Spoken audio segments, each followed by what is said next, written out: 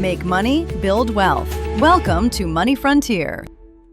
Imagine walking past the same quiet janitor every single day. Same old work clothes, same beat-up car, no expensive watch, no luxury house, nothing that would make you think, this man was secretly worth millions of dollars. Then one day, he passes away, and when his will is opened, everyone is stunned. Not because he left behind debt, but because he quietly built a fortune that most high-income Americans never will. This isn't just an incredible story. It's one of the biggest lessons about money that almost nobody wants to hear. Welcome to Money Frontier. Today we're talking about one of the most unbelievable real-life wealth stories ever told. A janitor who never looked rich, never acted rich, yet died as a millionaire. And once you understand how he did it, you might never look at money the same way again. The man was Ronald Read.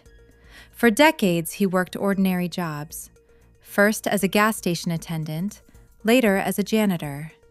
His paycheck wasn't extraordinary. His lifestyle definitely wasn't.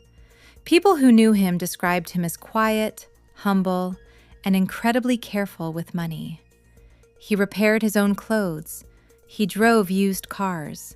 He avoided unnecessary spending. To most people, he looked poor.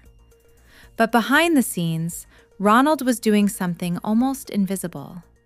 Every paycheck he invested consistently. He bought shares in solid American companies. Then he waited, year after year, decade after decade. He didn't chase hot stocks. He didn't panic during market crashes. He simply let compound growth do the heavy lifting. By the time he died in 2014, Ronald Read had quietly built an investment portfolio worth around $8 million. Even more surprising, he donated most of that fortune to charity, and almost nobody saw it coming. Here's what I think makes this story so powerful. Most people believe wealth has to look expensive. Big houses, luxury cars, designer clothes. But real wealth often looks ordinary. Social media has trained us to confuse spending with success. The truth is, every dollar spent to impress someone else is a dollar that can no longer grow for your future. Ronald Read understood something that many people still don't. Time can be more valuable than income. Someone earning an average salary who invests consistently for decades can outperform someone making six figures who spends everything they earn. That's uncomfortable to hear, because it means building wealth isn't always about finding the perfect investment. It's often about controlling your behavior. Patience is boring. Discipline isn't flashy.